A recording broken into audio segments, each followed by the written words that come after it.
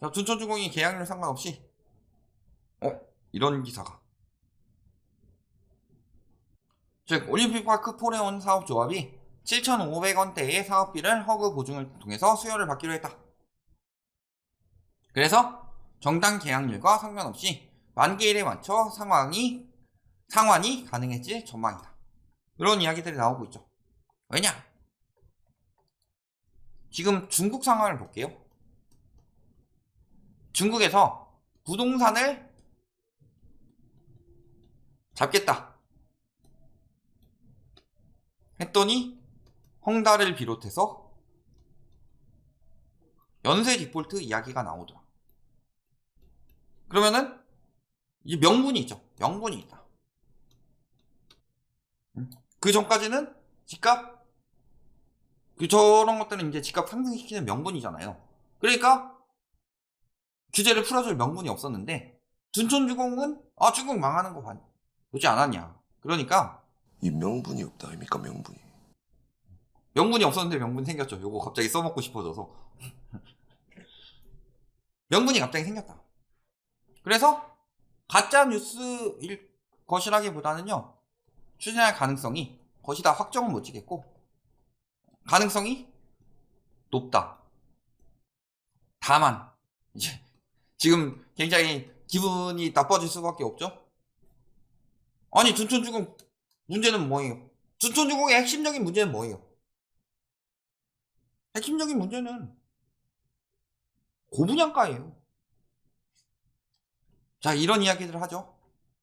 둔촌주공에서 과거 특히 이제 분상제 이야기 나올 때 허그에서 2,900만원에 해줘라 평당. 그런데 3,450만원은 해야 되겠다. 이 정도를 해야 손해가 안 난다. 말 같지도 않은 개소리다. 왜? 이게 만약에 한 6억 7억 할 때 이때는 2,900만원 하면 감지덕지죠. 그런데 시세 몇 명 산 사람들 없죠? 몇 명 산 사람들 없는데 막 이게 20억 막 이렇게 올라가요? 그러면은 18억 막 20억 이렇게 올라가요? 이 가격에 산 사람들이 3,450에야 손해가 없다. 이 뜻인 거죠. 그런데 여기서 손해 안 보겠다고 하면은 이 사람들은 엄청나게 굉장히 과잉 차익을 올리는 거죠. 근데 저거를 저래야지만 합당한 가격인 것처럼 언론에서 막 부채질을 했다. 그래서 둔촌주공이 미뤄진 이유는 분상제 탓이다. 아니죠. 욕심 탓이죠. 욕심. 자, 본인이 막 부동산 한 채에 올인하는 사람들 봤을 때 코인 규제 들어가는 거 보고 그거 나 도박일 줄 알았어. 코인 같은 거에 그렇게 자금 몰리니까 멍청한 녀석들이라고 하는데, 재건축 같은 거에 그렇게 자금이 몰리는데 이 멍청한 녀석들아. 그래 놓고서 지금 계속 이제 윤 정부에서 잘못된 거 바로잡고 문정부가 분상제 탓으로 했으니까 3,900만원에 승인 내줘야 되고, 그러니까 당연히 이 고분양가에 누가 분양을 받겠어요. 그러니까 미계약 가능성 엄청나게 높아졌죠. 10만 가구 몰린다더니 5대1. 5대1이면 굉장히 위험한 청약 경쟁률이죠. 여기에 중도금이 안 나왔어요. 그럼 당연히 미계약 느낌이죠. 그런데 여기서 이제 부동산 PF가 몇 퍼센트로 받았다? 12%. 그러니까 PF 12% 받고 공사 중단 문제 생기고 이런 것들에 따른 손실이 한 1조 넘어가는 수준인데, 그러니까 분양가를 1조로 올리는 거예요. 그럼 저기 분양 받으면은 누구한테, 일반 분양 받는 수분양자들한테 호구집 맡기는 거예요. 그러니까 조합은 또이고 건설사들은 벌어 처먹는 거고. 조합은 어차피 올라가는 만큼 그 분담금도 늘어나고 하니까. 근데 이 분양가는 1조 하는데 수분양자한테 가능한 매물들을 한번 봐봐라. 가능한 매물이 아니죠. 분양 봐봐라. 저층 5월 안 좋은 동 5월 부엌뷰. 그러니까 저런 데를 막 부엌뷰 막 이래가지고 막 5구 같은 거를 막 9억, 84 같은 경우를 12억 이렇게 주고 사래요. 12, 13억. 이런 걸 가지고 이야기를 하면서 지금 1.3 대책이 나온 이유가 뭐예요? 둔촌주공 망하게 생겼으니까 중도금 풀어주고 전매 제한 풀어주고 실거주 풀어주죠. 플러스 각종 세금 완화를 통해서 둔촌주공의 큰형님 둔촌주공의 모토 헬리오시티죠. 헬리오시티 하락 방어. 잘 생각해보세요. 요거 다 해주더라도 요 다주택 세금 완화를 안 해가지고 헬리오시티가 계속 떨어져서 헬리오시티가 한 14억에 거래가 됐다. 그럼 둔촌주공이 분양이 될까요? 안 될까요? 안 되죠. 둔촌주공이 될 리가 없어요. 헬리오시티가 14억이고 더 떨어질 가능성이 있어. 근데 12억 13억에 받았다가 입주할 때 얘가 더 떨어지면은 헬리오시티 가격이라고 동일시해서 생각하는데, 동탄이 광교랑 동일시해서 생각하고 광교가 판교랑 동일시해서 생각하듯이, 근데 가격이 이렇게 떨어져 버려요. 그러면은 분양 받았다가 손해보겠는데? 그러니까 핵심은 그거예요. 둔촌주공이 주변보다 비교하는 헬리오시티보다 한 2, 3억 정도 저렴하다. 2, 3억 낮은데 요 2, 3억이 더 떨어질 것이다. 입주 시기 때. 이렇게 생각하는 사람들은 안 들어갈 거고 올라갈 것이다 생각하는 사람들 중에서 여력이 되는 사람들만 들어갈 것이다. 이런 식으로 보면요.